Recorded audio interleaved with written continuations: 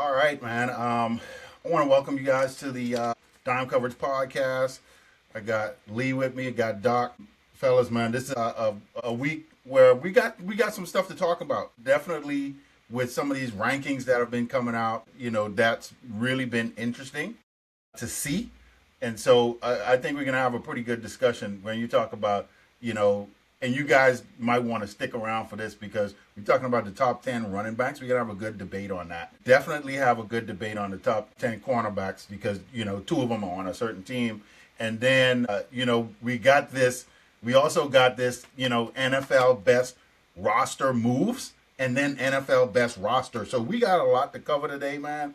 So, but to kick this off on a somber note, really on just we know Marshawn Nealon from the Dallas Cowboys, took his life, and this was earlier this year, and the results just came back that he was diagnosed with stage 1 CTE. Lee, I know both of you guys, Lee and Doc, I know both of you guys, know about CTE and it could go in detail on this. I know there's different stages from stage 1, stage 4, showing different things, damage in the brain, et cetera, and what that can do. I had to go and look, because Lee, I think you had sent me something, and then I went to look and see like what happens in to a person, their what happens in their brain. This part is damaged, or things are happening, swelling, whatever, with CTE, which is a serious thing here. How do they react? Like, what happens to them, when they have outbursts and all of this stuff that you really don't think about, and you might be thinking, oh, this person is normal, they just have an outburst, or they might be whatever.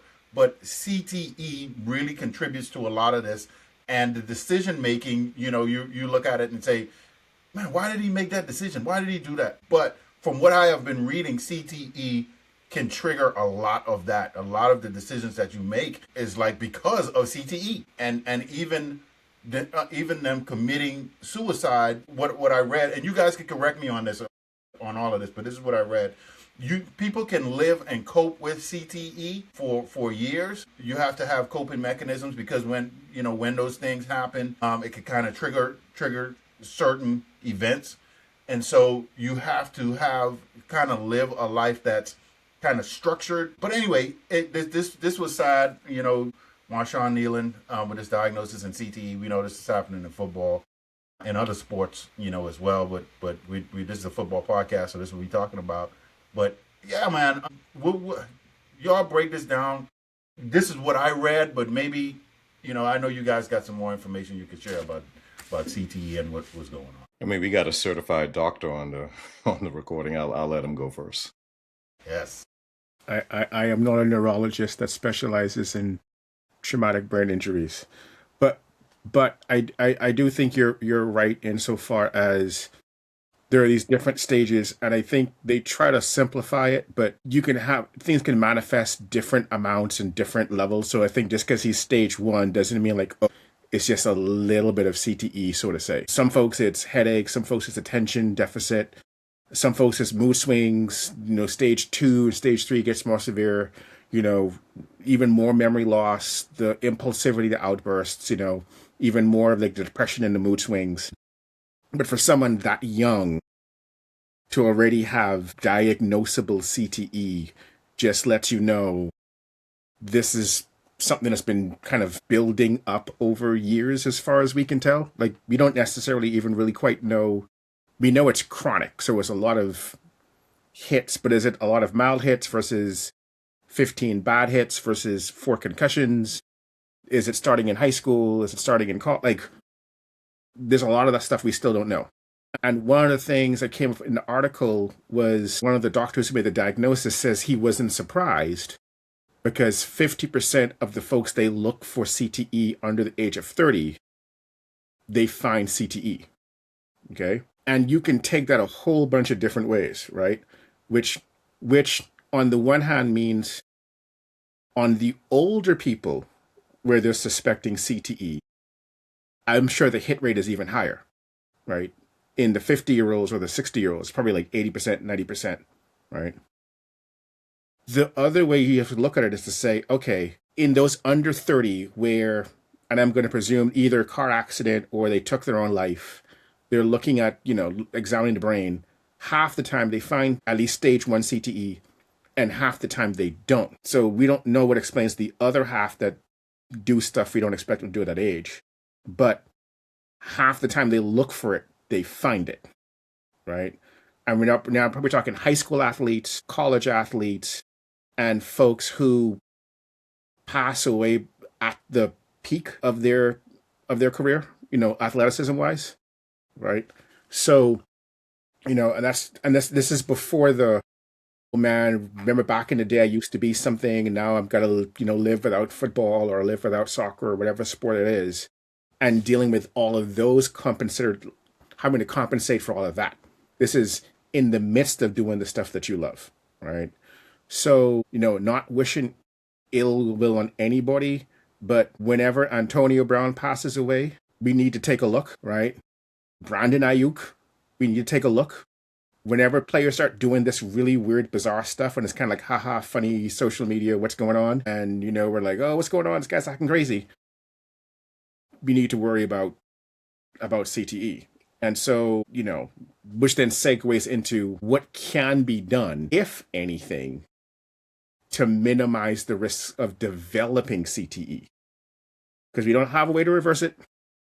We don't have a cure for it, right? But we're being able to diagnose it in earlier and earlier folks. So, yeah, anyway, I'll stop there. Yeah, and I mean, digging into this, the Marshawn Nealon story, I think they said that he was exhibiting just erratic behavior from like high school, college, right? So this is something that it's been attributing and compounding over, for some time. When we first learned about CTE, it became largely an NFL problem.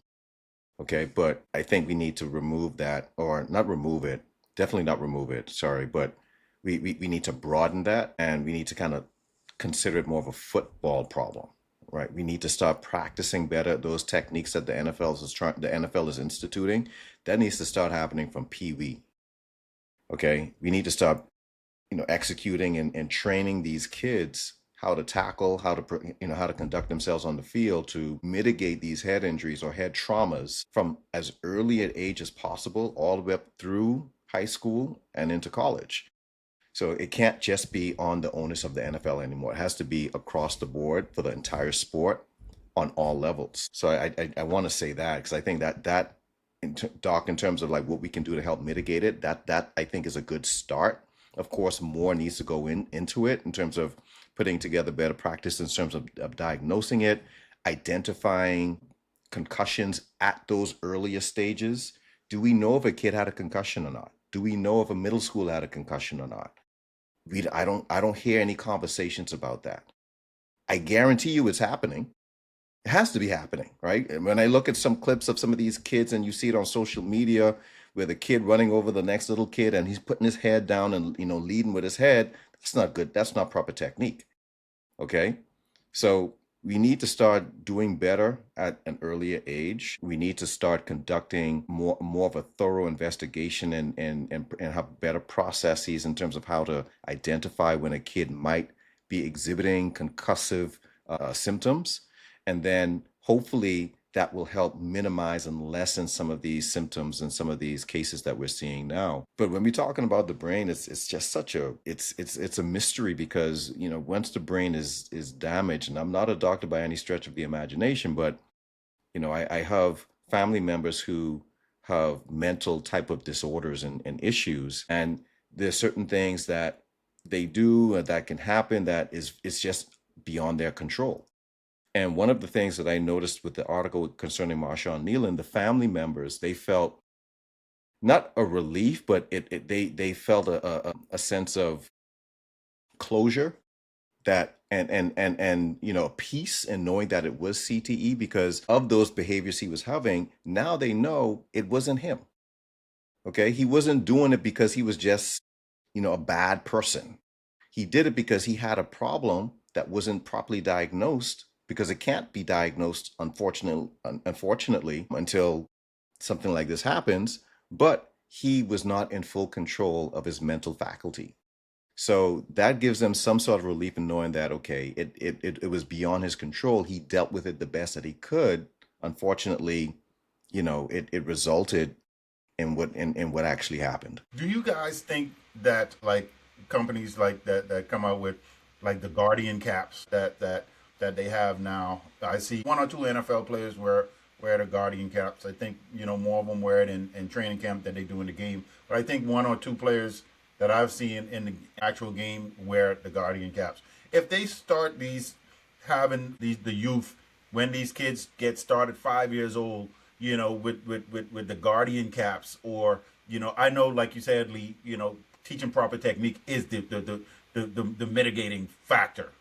However, if they teach the techniques and have something like these Guardian caps all the way through, I mean, I'm talking like from Pee Wee football all the way straight through, and they implement this now and make it mandatory.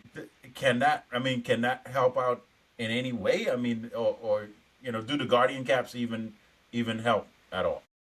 I think it helps. I don't know to what degree, but I think any little bit will help. Any little bit will help. The only concern I would have with that, not concern, definitely not a concern. The only, I think, the barrier of entry or the availability of being able to do something like that would be a challenge, because there's going to be a fiscal responsibility involved in terms of being able to integrate that nationwide across all of the schools and have it mandated. And politics, right? Who wants to, right? Is that money that schools and institutions want to spend, right, for something like that? There's so much about this we still don't know. And I agree with Lee. I think if you decrease it, the prevalence 2%, that's huge, right? With the Guardian caps.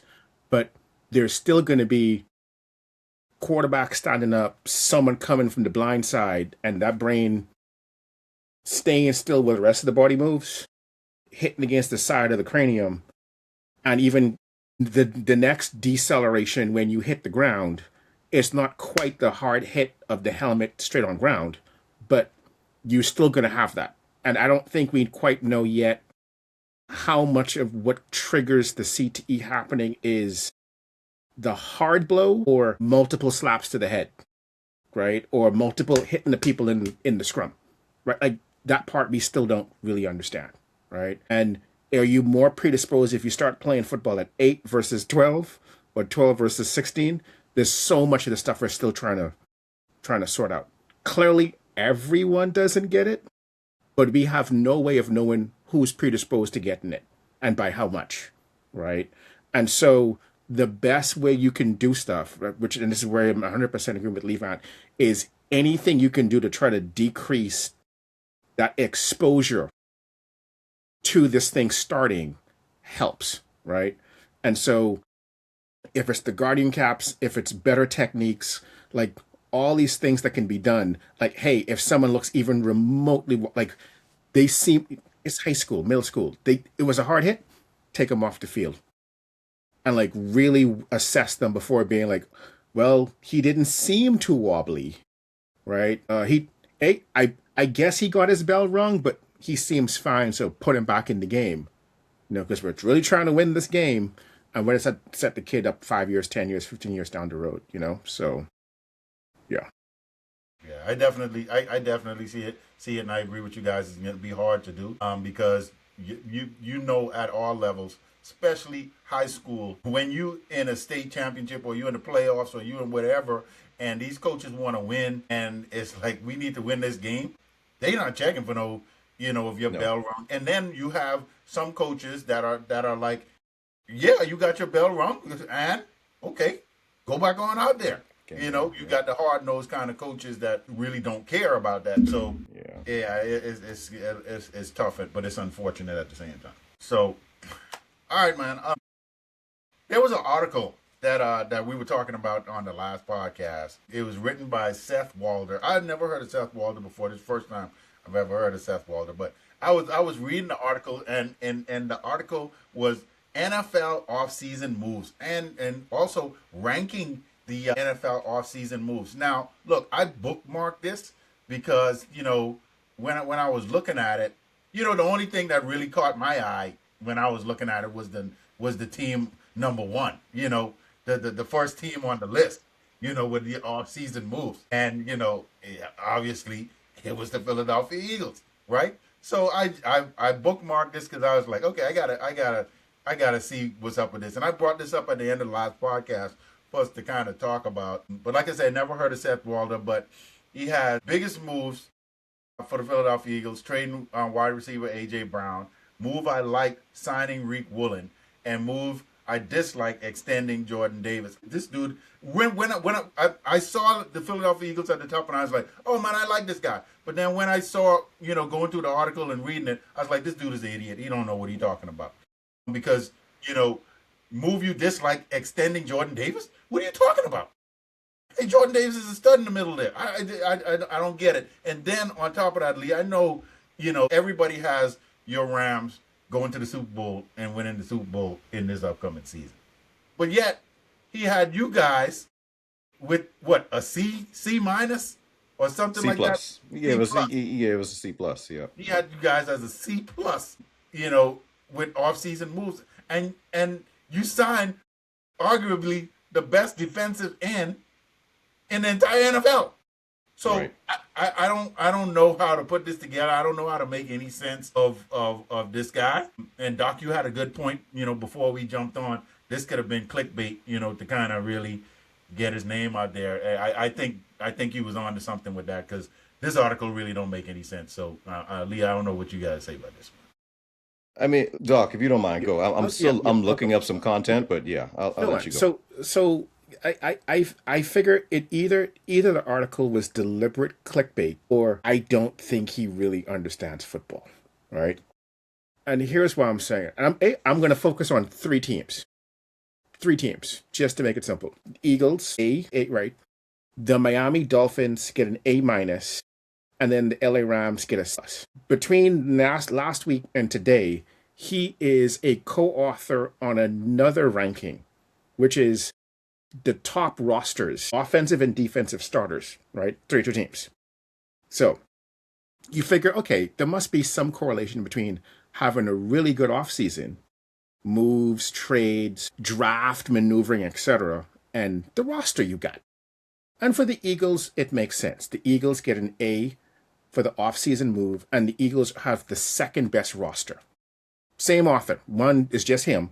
This other one with the rankings for the actual team roster, he's a co-author. So two other people trying to, I guess, help him out. He gives the Miami Dolphins an A minus for off-season moves. They're like third in the ranking of off-season moves, but they have the worst team roster in terms of starters, right? So despite the A minus moves they made in the offseason, they have the worst roster.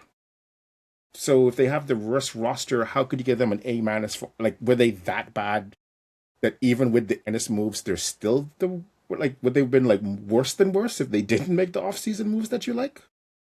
And then he has the Rams with a C plus for off-season moves. And I counted it. They are 23rd. The A minuses, Bs to the Cs. They are 23rd out of 32 teams in terms of off-season moves. But they have the best roster in football, despite the barely above average off-season moves, which also includes signing the defensive player of the year, signing a Pro Bowl caliber cornerback in off-season, trading for a starting cornerback, signing in free agency another starting cornerback, and drafting your future heir apparent quarterback, right? That's a C plus, but you got the best roster in football. So I don't know. I'm trying not to use, bad pejorative language. If you ain't got nothing good to say, try not to say anything at all. But it's like, hey, those two articles are extremely incongruent. So either you didn't know what you were talking about and these other people helping you out now, or you need to go and brush up on your football. So Yeah. So look, when these guys they put out these grades, right? You want to make sure that you have a good baseline in terms of understanding what's the logic, right? What are you grading? What are you basing these grades on? So a good article would clearly define the premise. This is what we're looking for. This is what we're not looking for. And this is what we're going to, and the grades are going to be based off of that, right? So going back to his article, okay, he kicks it off with explaining how they're going to go ahead and evaluate these grades. We'll evaluate the actual decisions each team has made during the offseason. This is not a measurement of talent gained or loss. Okay, cool. You're not basing it or evaluating it on talent gain or loss. All right, whatever that means, okay? That's a valid exercise, but a different one. For example, the Raiders have unquestionably improved their roster between Super Bowl and now. But did they make good team building choices to get there? Come on. Yeah. Like, what does that mean, right? Okay. And he goes in, I have doubts. Now, I would respect that if he gives an explanation as to why he has those doubts. Yes. That's one. Similarly, we are only measuring decisions made this offseason. So while the Jets added a ton of talent in the draft, that extra capital stemmed from choices made at last year's trade deadline, right? So that means any choices or any additional acquisitions or potential acquisitions made that are stemmed from moves last year doesn't count. Prior to the end of the season. Yeah. Okay. So all that extra draft capital that the Jets had, he's not factoring that in because that was stemmed from choices made last year's, trade deadline to acquire those extra choices. All right. Why doesn't this make sense? And why this whole thing is just a bunch of, what? Is because when he goes to the Rams, he says the biggest move, right, is trading for edge Myles Garrett. Moves that he liked, signing Jalen Watson. The move he disliked was drafting Ty Simpson. But Ty Simpson was a draft pick that we acquired from a move we made last year. So that, based on his the description of how he's evaluating the grades, that shouldn't count. And it's not about the talent. It's not about talent. Right. So that shouldn't even factor into this grade, but it does. So it's just a long. It's like a big contradiction. I think it's rage bait. Doesn't make any sense. Doc, he has Miami with an A for their grade. Miami has no weapons. They have no weapons on that offense. Okay, so look, I think we're giving it probably a little bit too much airtime, but yeah, I think it's hot garbage. Yeah, I mean, it's just the fact that we I took the bait. I took it too. Yeah, Seth, I took it, Seth. If you're listening to this, I took the bait. We got you out there. You could thank us later, Seth. Thank us later, because I really don't. And I'm not gonna mince words. I'm not one to mince many words, right? Seth, you got me. Because this don't make any sense. It really don't make any sense. So I know y'all was talking about with both of these articles together, right? So anyway, besides these articles here, we're not gonna give any more airtime to. I know there were some other articles that came out. Top 10 running backs, top 10 corners. Lee, you brought this up. I didn't see the list yet. I need to go look at the list. But who with the top 10 running backs? What does ESPN say about who's on this list? So I mean, and this is it's a good list. It's a good list, right? I really don't have any qualms with it. Okay. So they got number 1, Bijan Robinson. Okay. Number 2, Jamar Gibbs. And there's a debate in terms of, can they be interchangeable? Maybe, but I agree with Bijan being number 1. Number 3 is your boy, Saquon Barkley. I have no qualms with that. Number 4 is Christian McCaffrey. Again, I don't, that's an appropriate position, I think, for him. I think this next guy, people who, pull for this team may beg to differ, but they have Jonathan Taylor as number 5. A lot of people may think that Jonathan Taylor should be number 4 or maybe even number 3 based off of his performance last year. Okay. Right. So number 6 is Derrick Henry. Number 7 is James Cook. Number 8 is Devon Achane. 9 is Kenneth Walker. And 10, this is the only one that I think is going to be highly debatable, is Breece Hall. Breece Hall. Yeah. Right? All right. Yeah. Just real quick from my perspective. Go ahead, Doc. Go ahead. No, Doc. no, Go go. ahead. No. I was gonna say honestly, with the list, the top 8, I am cool with the top 8 being pretty much where they are. Mm-hmm. It's like the Breece Hall thing at 10. It's like if Breece Hall played with a little bit more talent, would he clearly be higher up? Right. So like, but then like every year we're expecting Breece Hall to like have this amazing season, and it just never happens. seems to happen. So it's like, Yeah. it's like he's like the Kyle Pitts of running backs, right? Like you expect it, and you just don't quite get it, but you're just always thinking, "Oh, this gonna be the season." And then, go ahead. Okay, again, I'm gonna read the excerpt on him, right? So it says, no Jets player in franchise history produced more scrimmage yards through the first 4 years than Breece Hall, who has 5,040 yards despite missing much of his rookie year with an ACL tear. Hall turned in his first 1,000-yard rushing campaign last season for the Jets, who rewarded Hall, of course, with a 3-year, $43.5 million extension. And then it goes on to talk about, he's a 3-down back and create and all these other different things. But I didn't even know that he. What does that say about the history of running backs that played for this organization, right? But I mean, look, he didn't have a lot to. Well, you can't even really say that. They're riddled with talent. They're riddled with talent. Yeah. They got a lot of talent. Yeah. So I don't know. So and what he's 26. Yeah. So let me ask you guys this: Is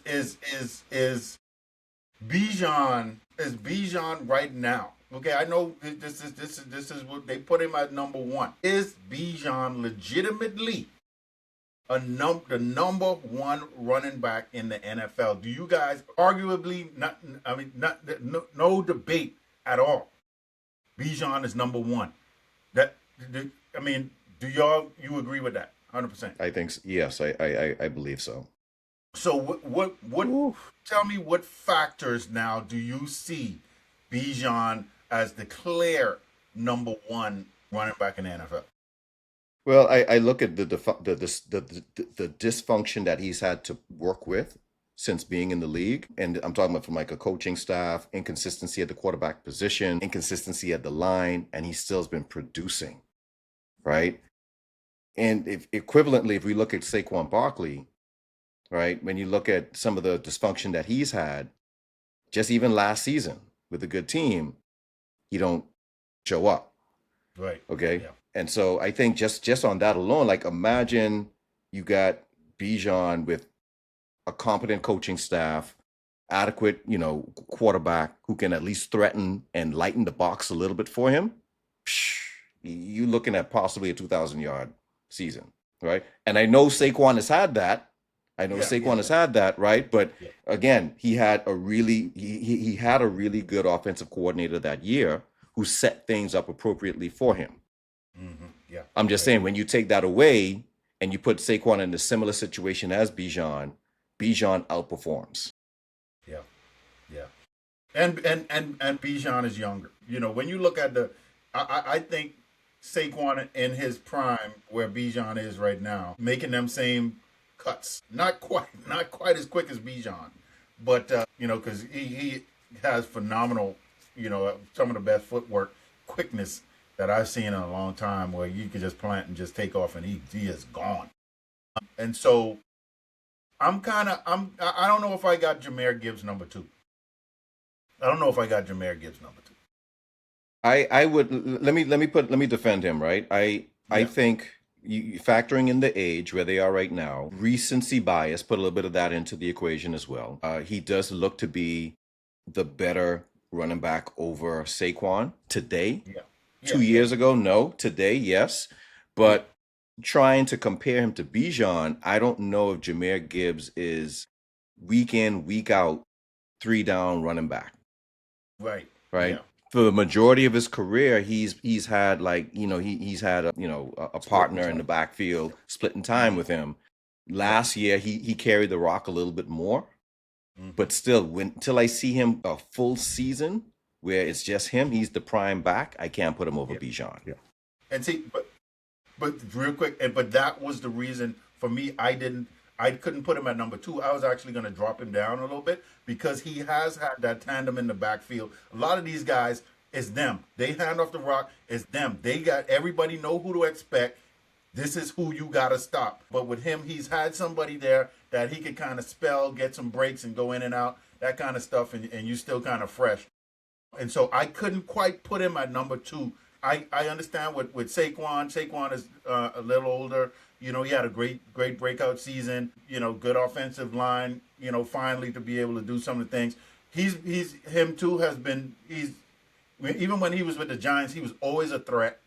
Always a threat with the trash line that the Giants had. He could break out at any moment. But I still, even though, and no bias, I still wouldn't put Saquon at number 2 either. I actually would have put Christian McCaffrey at number 2. Yeah, I would have put Christian McCaffrey at number 2 because him and Saquon is right there. Jameer, I would have dropped Jameer to 4, and then I would have Saquon may stay at 3. Christian McCaffrey at number 2. I dropped Jameer to number 4 because I think with Christian McCaffrey, the guy is just a game changer when he's healthy. Okay, when he's healthy, he is a game changer, man. He could just take over games, and it's just phenomenal. Just to watch him, watch how he runs, watch how just he could catch out of the back. He could do it all. He could do it all, and so I would right now, like I said, if he's healthy, a healthy Christian McCaffrey. Definitely, I would have a number 2. Jameer Gibbs, like I say, he has something to prove this year. If he can prove it this year, and you're the guy, and you make it happen, then we could jump him back up to number 2 in my book. That's just my book. My 2 cents on that. For me, it's that asterisk with CMC, which is why I am comfortable with him being at 4. I agree with you. Like when he's healthy, he's an amazing running back. Great pass catcher, like leads the team in receptions, leads the team in rushing yards, pretty decent pass blocking running back. Like he's all 3 downs, all 3 phases, but you always got to say if he stays healthy. Like he stayed healthy pretty much last year, right? Like if he stays healthy. The Saquon versus Jameer Gibbs, I think that's just kind of a personal taste, coffee versus tea kind of thing. And what I mean by that is Saquon is your every down back, and he has that over Jameer Gibbs. We may see after this season, we may change our viewpoint on that. If you like your back being in there like every single play, then it's going to be Saquon over Jameer Gibbs. But Jameer Gibbs, as of last season, has a home run hitting element that Saquon did not have last year. 2 years ago, totally different conversation. But last year, Jameer Gibbs was breaking off some stuff, and Saquon wasn't breaking off stuff. And if you're like, hey, this dude's only on the field 60% of the time, but he's getting you the productivity and the touchdowns, then some folks want that over the every down back. And so that's why it's like, hey, me personally, I would put Saquon over Jameer Gibbs. I don't have an issue with the ranking because it's like, hey, if you want that home run hitting ability, it's Bijan, Jameer Gibbs, if healthy, CMC, and then we're going to go Saquon. And again, 2 years ago, totally different conversation, but that was when you had a really good OC and they had everything designed to have Saquon flourish. So I have a question for both of you, right? Saquon Barkley, he is 29. Any concerns that he's lost a step? For me, no, I don't think so. I know exactly what happened with Saquon. For one, the Eagles line was banged up last year. It was really banged up. If you go back and you look at the film, these dudes was whiffing on one. I mean, the ball gets snapped. I mean, it is like dude in the backfield. It was horrible. A lot of injuries on that front line. I think that contributed a lot to it. I think Saquon, still was over 1,000 yards. So I think he still, did really well. Seeing what the line was, and then also, you got to throw in there, that 2,000 yard season. I don't know how many running backs bounce back again with another 1,500, 1,600 yards after a They two really thousand do. yard. Yeah, it's rare. So I expected him to have a down year.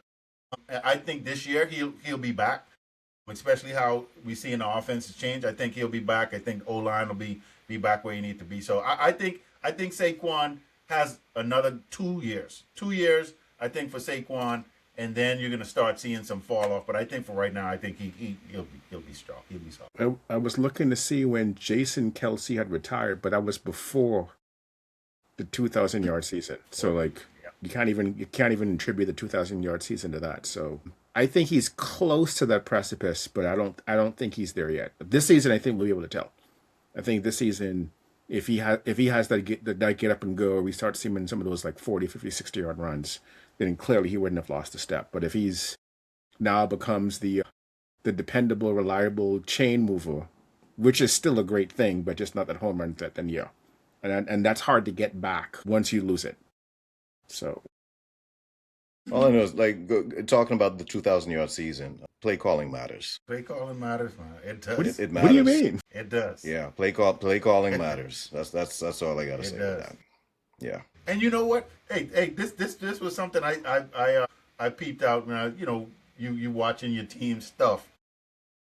AJ Brown silently did not like that Saquon was there. He played this thing off really, really well. I saw a clip on the sideline where AJ was like, I don't know if this was tongue in cheek or whatever, but when people say something, what they say they kind of mean it, kind of in a kind of way. But he was like, hey man, you taking away all the touches for us receivers, man. How good you running the rock? You taking it away. AJ was hating when they switched this offense around to feature Saquon Barkley. AJ couldn't stand it, and I think that ultimately led to his exit. But he was hating on on Saquon, man. But I don't know. I am going to be so keyed in on the New England Patriots this year. This is gonna be. I am gonna be key. New England is gonna be like my 1B team, right? Because I'm gonna be watching them like a hawk. I want to see what AJ got this year with Drake May, man. It's gonna be interesting for sure. AJ is gonna have a good season. Yeah. He's with the right quarterback. Yeah, He- he's gonna have a he- good he- season. AJ gets the most yards per pass thrown his way, Yeah, and they put him with the quarterback who throws the furthest per pass attempt. So yeah. it, You got a it, head it coach, should a be head a match and a head coach. And head coach The want to OC. prove himself right. Yep. And the OC, yeah. Hey, he better hope Travion Henderson don't break off a 2,000 yard season. Man, I left Philly so I could get more touches, man. What you doing, dog? Come on, man. Man. You and Saquon been talking? Right. So yeah, man. But Lee, you talking about that article? Top 10 cornerbacks in the league. I didn't look at this one either, but talk to us about this, man. All right, so here's the rundown for the top 10. So you got number 1, Pat Surtain. 2, Clearly. right? The second, can't really debate that. I mean that he's a former defensive player of the year at the cornerback position. Okay, Cornerback, yeah. and he had a stellar season last season as well. Number 2 is Derek Stingley. I mean, that dude, he got more interceptions during his tenure in the league than any other cornerback. Number 3 is Christian Gonzalez. Number 4 is Devin Witherspoon. Seattle. Number five is Trent McDuffie. Number 6 is Quinyon Mitchell. Number 7 is Denzel Ward. Number 8 is J.C. Horn. Number 9, surprised he made the list, Sauce Gardner. And number 10, Cooper DeJean. Interesting. I don't know if he should be there though. That one a little suspect. I think Coop did his thing. Like Coop was he's solid. He's solid. I definitely think it's debatable, but I think Cooper DeJean he deserves to be there, man. Quinyon Mitchell is definitely solid. This is what I want to ask you guys though. Mhm. I know Christian Gonzalez had a breakout season, but you putting Christian Gonzalez over? Hold on, let me see. Let me look at this list. Let me make sure I got this right. Christian Gonzalez, they got him number 3. Mm-hmm. Lee, would you Rams play against Devin Witherspoon twice a year? Yep. Okay, you got Christian Gonzalez over Devin Witherspoon? I mean, I don't watch a lot of Christian Gonzalez tape. Yeah. We haven't really played him that frequently. Based off of the highlights I've seen, he's solid. He's a solid cornerback. He's an all-around guy where he can lock his guy down. He's a great, excellent tackler. He assists in the run defense as well. He's big and he has good hands. So I think there's definitely a debate. You can make a good argument for flip-flopping number 3 and number 4, but Devon Witherspoon, he's no joke either. And they just won a Super Bowl, right? So that defense, he's part of that of a stellar defense. But I would say this: Witherspoon is the benefactor of a really, really good pass rush with Seattle. He doesn't have to stay in coverage that long. Whereas with Gonzalez, his pass rush, not to say that they're bad, they're not, but it's not as good as Seattle. And there's a little bit more of an onus, it's more taxing on him to have to keep that coverage for a little bit longer than Witherspoon would on his side. So yeah, I think he's good at number 3. And it's not a slight on Witherspoon at all. I'm just looking at the differences in the defense and what their responsibilities are. And I think just by that alone, the edge should go to Gonzalez. I got you. I agree. I think with Witherspoon, he plays a little bit more like in the slot versus like being inside out versus purely outside corner. It's a good point. And the 3 folks ahead of him is like, it really don't matter what receiver comes out. Like, I need you to get that guy, and they got that guy, right? So yeah. and that's why I think McDuffie's at number 5, because he's definitely an inside out type of corner. He can play on the outside, but he plays more so in the middle of the field. That those slot receivers, he's not always on the top guy, right, of the opponent. Yeah, that's it's a pretty solid list, and you definitely got to respect this list. This coming from coaches, NFL execs, and scouts that put this list together. So you got to respect it. Sauce Gardner didn't have that good of a season. Obviously he got hurt. He got hurt. He got hurt. Okay. Yeah, he got hurt. Yeah. I guess they're going off of past accolades, but it's debatable. Denzel Ward, yeah, definitely, it's solid.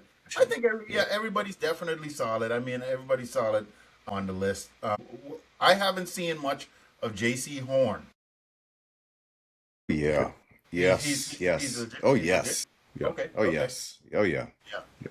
All right. Yeah. I had. He's the son. You got a lot of second generation players here, but Joe Horn, the wide receiver for the Saints back in the day. That's his son. Yeah. Okay. That's his son.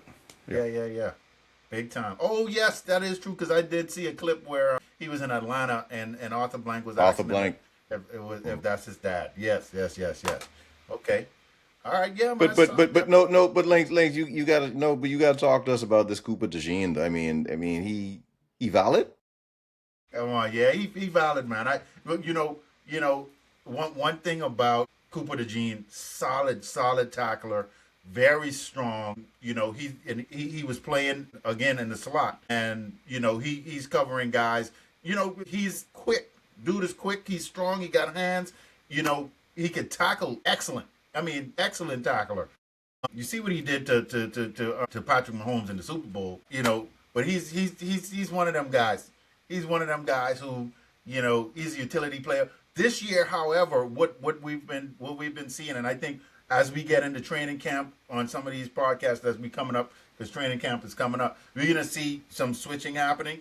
He may be moving to safety. And so I don't know if he's going to Already? be in the slot. And it depends on some of the packages. Some of the packages that he's in, he's going to be in the slot. Some he's going to be at safety. So they're mixing things up.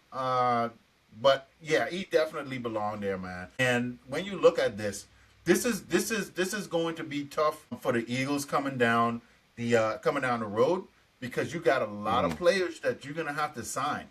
And you Right. got to think about this. Some of these guys are going to be lost, so you better try and make another run right now, because when Cooper DeJean rookie contract, Quinyon Mitchell rookie contract, you got Jalen Carter. You're trying to get him going. Nolan It's Smith. somebody's going to be gone. It's not gonna be all bed of roses. So, but yeah, these two fellas, man. But Quinyon Mitchell is very underrated. He's not a flashy guy. He's always covering the top receiver on every single team, and he's solid. Coming out of Toledo, he was one of those guys who didn't back down from a challenge. He didn't play, he was in like a Power 5 school. However, he's playing better than some of them guys who was at the Power 5 schools, at this level. So, yeah, great list overall, man. I really like it. But yeah, Cooper DeJean's solid, man.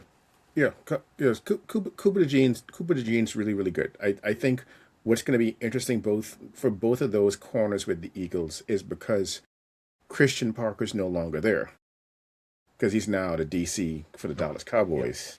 Yeah. How is that going to affect the communication and the ability of those guys to play? Because he had those guys playing lights out. Like they knew their responsibilities. They were on stuff and for that to be gone, much less go into the rival. But how is that going to affect the secondary this year? And so, but yeah, I think because he's able to play, being Cooper DeJean, slot corner, safety, he probably could play some outside, but that's just not his strength.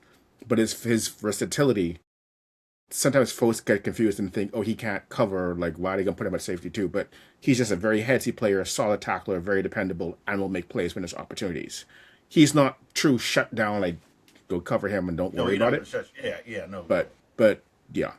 So I don't mind him at 10. Yeah. At least going into the season. We'll see what happens this season. And he part of the exciting whites. Exciting whites, man. He was in that group. Jason Sehorn. Mm-hmm. Yep, Sion. Hey, The NFC East, man. The NFC East. NFC East, they got them exciting whites in there, man. But it's the Exciting truth. whites. It's the truth. But hey, look, I'm getting me one of them shirts. Man. One podcast, I'm breaking the shirt up. They still have the podcast? They still got the podcast. They still got it? The podcast. All Yeah, right, so all right. they changed didn't they change the name though, right? No, it's still the same name. Still exciting But it's whites? Mike's. Exciting Mike's. That's Exciting right. Okay. Mike's. Yeah. Okay. Yeah. But we know what they mean, man. So hey, yeah, man. Training camp's coming up. This is approaching really quickly. Getting excited, even more excited about the season, man. Do you know when is y'all Rams and Vikings training camp? When do y'all kick off? I think we're on the 23rd. Okay. I'm I think we're on the gonna see 23rd. right now. Somewhere around there. We Double might check. have to. Let me see something. Training camp. Okay, the Eagles is July 28th. Training camp kickoff, and so anything August coming 1st. out of y'all August 1st? Okay, so y'all all right there. So anything coming out of y'all camps right now before we jump off, like what? Anything looking forward to from your respective team? For me, it's the quarterback position, man. And I need someone to clearly be the guy. Right now, it seems to be heading towards Kyler Murray, but I just need for someone to be the dude and flush that out. And yeah. Yeah, I'm rooting for JJ McCarthy, man. I'm rooting for JJ. I don't Kyler Murray. I don't know. Kyler Murray. I don't know. Jury's still out. Kyler I don't care which one it is. You don't care. You just be competent. I just need someone to be competent. Yeah, competent will get us 11-6. I just need someone to be competent, competent. and then we'll take our chances in the playoffs. So Yeah. Lee, what What y'all about you, hearing, Lee? man? What you hearing? I mean, I think it's basically not just keeping the ship steady at this point. We got a lot of new, fresh faces on the team, and I think they're just going to start refactoring that playbook on the defensive side to skew more towards the strength of Myles Garrett. I just want everyone to stay healthy. That's it. Just stay healthy, get through camp, and let's get the season started. Yeah, yeah. This is a long, Yeah, and we actually and we start on the 27th. The 27th. 27. Okay. Yeah. Yeah. So this is a brutal game. We know from all the just kicking off the show with CTE. We know this is a brutal game, a brutal sport. It's exciting for us fans to watch and and talk about. Health is key. When it comes to these players and actually in winning a Super Bowl, it really all of these things got to line up. It got to fall in place. Health, coaching, your players, all of these things got to come together. And if you got that, then you could definitely end up in February hoisting Lombardi. I got a question for you, Links. Speaking of like this training camp, going into the preseason, because now you guys have a new offensive coordinator, first time offensive coordinator, do you expect to see your starters playing a good bit of time during the preseason? That's a good question. I hadn't heard anything one way or the other looking at the camp. I'm kind of leery with it. Because, I know they are going to need to get up to speed at some, really in live action, as live as you can get. I think they're going to get more than normal. They may get in a game. Like when I say a game, they may get a portion of a quarter of a game. I don't think they still gonna. I don't think but this is how I feel. It's gonna be slow and go. I'll be surprised if it's the other way around. I think we still end up clicking at some point, but to get started, it's gonna be rough. But I can't see them risking putting the starters in fully like that in these preseason games. Just it's the injury factor is just too great. Okay, so we should be seeing a lot of Tom Brady Jr. then. Tom Brady Jr. Yeah. Man. Okay. Yeah, Tom Brady. Yeah, you ain't gonna ever live that down, buddy. Nope. You ain't gonna never live that down.